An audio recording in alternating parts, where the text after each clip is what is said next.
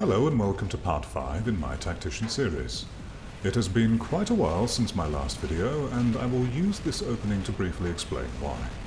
For those who wish to get straight to the commentary, you'll find a timestamp in the description that will take you to it. When I first set out to make videos for War Robots, I did so with the philosophy of trying to ensure the viewer would hopefully find something informative, useful, and then entertaining as a byproduct of these. With this in mind, I could only hope to achieve such things so long as there was information and insight that I personally felt was useful and effective for the viewer to apply to their own gameplay. As time passed, with the changes to the matchmaking system and my weapon and robot levels slowly creeping towards maximum, I found myself entrenched in the endgame meta and somewhat out of my depth for a while.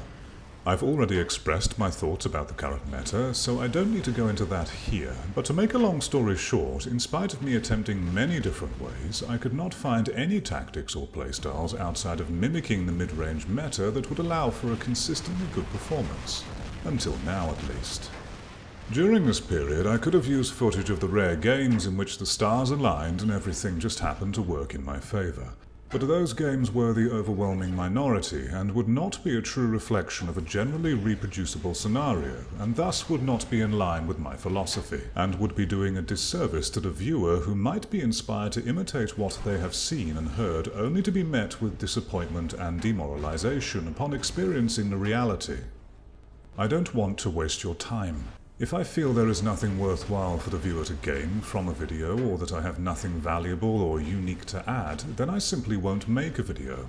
Of course, this is based upon my own personal standards, and I'm aware that value is subjective. My philosophy may also morph somewhat over time depending on how this channel develops, but at the very least I will look to always strive for two core principles of quality over quantity and do not waste the viewer's time. After a somewhat arduous time slogging my way through very difficult games, and with some help from patch 2.5, I begin to bring in a fairly consistent performance once more, and so have deemed it worthwhile to be shared. In this video there will be two clips showing examples of aggressive corralling and distracting in the meta environment, and how this can be used to contain powerful enemies for long enough so that your team have enough breathing space to create an enclosure around the enemy spawn, and usually maintain the beacon advantage. You may note my commentary to be less detailed in this video, and that is because gameplay in the meta is less diverse due to the conformity required.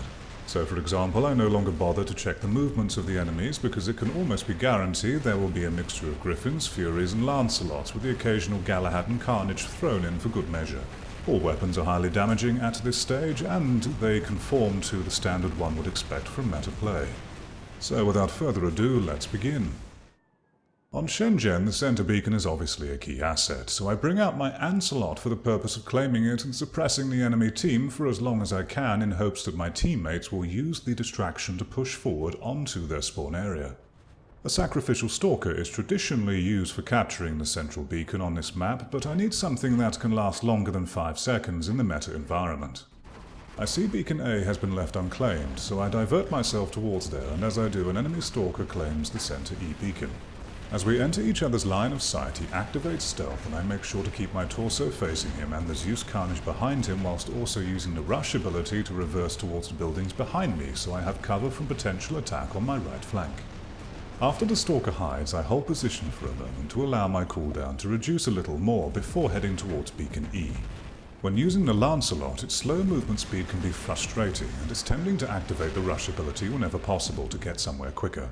This temptation must be resisted, and instead rush needs to be saved for the moments in which the speed burst can contribute meaningfully towards more important actions, such as crossing a dangerous area of exposure to minimize damage, pursuing enemies, defensive maneuvers, and hastier acquisition or defense of beacons. As the beacon is taken, I check around me and take pot shots at exposed enemies to dissuade their attacks. My next intention is to create a presence and distraction close to beacon C without going directly in to take it, as I would be destroyed too quickly, but instead linger around the area to help embolden my teammates into advancing whilst keeping pressure on the enemy group. I stick around and shoot whom I can before falling to a multi-weapon Lancelot, but I manage to shoot off his main shield in the process, making it easier for teammates to finish him later. The next stage of control is using Gareth's speed and moderate firepower to hopefully corral and prevent the enemy from dispersing by applying pressure towards their exit points. I see one of my teammates has successfully positioned himself at the Beacon D exit point of the enemy spawn and is doing an admirable job holding them there. He finally falls and the enemies begin to counter-attack towards Center Beacon E, sending in 2 damaged Griffins who don't notice me on their left flank, so I'm free to engage them without retaliation whilst fully blocking a spiral salvo sent my way. They're quickly dispatched and my team clearly feels the enemy suppression as they begin to advance directly onto the enemy spawn. I use their positioning to move towards the Beacon D area to dissuade any others from trying to slip away and complete a perimeter fence around them. As I arrive, I come across a spiral pattern and an Orcan Lancelot. I decide to employ the age-old military tactic of eliminating the rear ranks so the front ranks don't notice and suddenly change tactics or targets. It works on this occasion and enables me to dispatch the pattern without issue. I then focus on the Lancelot and lower my shield to enable better evasion of Orcan fire. He quickly falls, and as he does, a damaged Trident Carnage runs into my line of sight without noticing me, so I quickly finish him also. We have all the beacons, the enemy are corralled into their spawn and are heavily suppressed. I inflict damage pressure where I can from exposed flanks so that they divert some fire towards me before finishing the game just as my shield is shot off. I take 13 gold due to being in a squad and first place. Match 2 will focus more on the merits of distraction, particularly with the stronger enemies. Canyon is a relatively open map with plenty of sightlines for snipers to do significant damage before you can get close. For this reason, I choose to bring in my Columbus Griffin to try and soften some enemies on their initial attack, and then be able to make a more informed choice of my next robot based upon which robots are active once I'm destroyed. The traditional sacrificial stalker approaches Beacon C, and despite his angle of movement being disadvantageous for me, I still attempt to hit him, but with only minor success. Both teams have spread themselves out quite evenly, and I note a group of 3 enemies heading towards Beacon B close to our spawn. I initially target the Lancelot, but seeing he has an Ansar would mean a wasted salvo from me, and the Galahad is too close to him also, so I instead target the Plasma Griffin and hit with most of my salvo, his jump evading some of it. I evade out of retaliation range, but stay focused on the same enemies, as this beacon and particularly the position of it is quite important.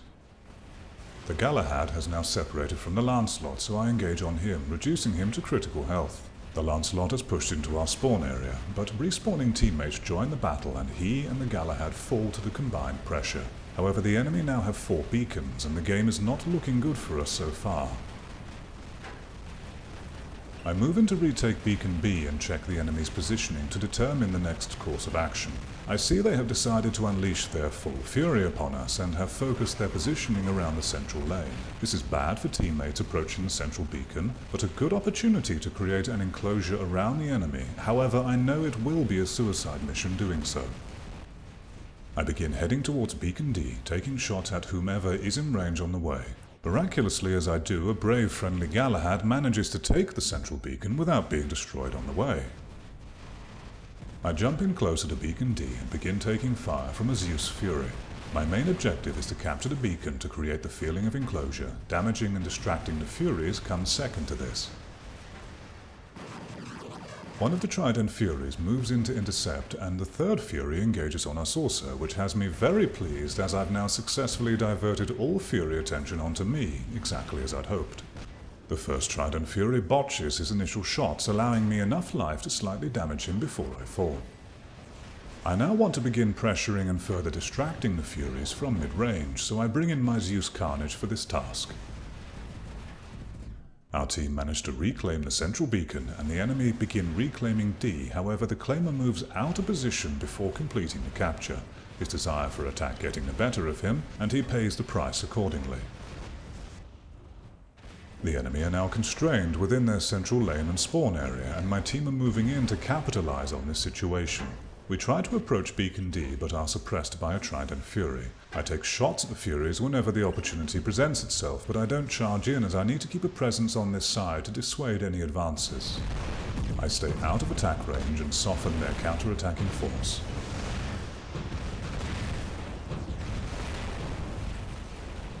Gareth is moving on my left flank, but I'm not worried about him just yet. Enough damage has been done to the Griffins that I'm confident they will fall soon, so I decide to push on to Beacon D, knowing the Gareth will engage and likely destroy me in the process. But again, he would be distracted and forced to retake the beacon, which is more valuable than sitting back and waiting for targets to walk into my view. The Gareth engages me as I expected, but then a teammate in my rear engages the Gareth, dropping him to critical health. The Gareth does stay engaged on me as I'd hoped, and I've now retaken Beacon D, so I focus fire on the Furies whilst I wait to be destroyed. But the Gareth falls before he can finish me, which allows me an extra shot into a Fury before I fall to return Zeus fire. At this stage, the enemies are still nicely contained in the central lane, and our beacon advantage has been strong enough and long enough to prevent them from regaining any significant advantage in time before the end of the match. I next bring in my Ancelot with the intention of head-on attack and tanking, but the game ends before I can get into attack range. I take first place and 10 gold. It should be noted that in order for this tactic to succeed, your teammates need to be adequately equipped and competent enough to recognize moments when they can advance. If the majority of your team are long or medium range and only 1 or 2 players are attempting a push, then in all likeliness your attempts will fail. In terms of power, the enemy outmatched us, but my team were able to keep them contained and controlled for long enough so that we were not overpowered into an eventual loss. This was achieved mainly with reasonably threatening firepower, presence, distraction, and sacrifice. When I play competitive games, I tend to dislike being forced into sacrificial gameplay unless it's done for a particularly meaningful reason, or your class becomes redundant for the scenario. The longer I exist in the game world, the more involved I feel with it and the flow of the match in general. That's why I'm repelled from popular FPS games that require the player to go through a regular cycle of dying and respawning, usually dying by means outside of the player's control. Doing so disconnects me from what's happening in the world, as every respawn causes me to lose directional orientation for a short time, and I no longer know if the enemies are still located in the same area, or whether they had been killed, forcing me to lose awareness of any front line and battle progress. War Robots thankfully doesn't play this way for the most part, due to its size, scope, and pacing.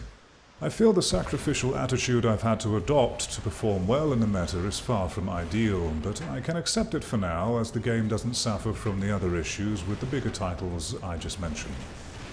Thank you very much for watching, and I hope you have found this useful and informative.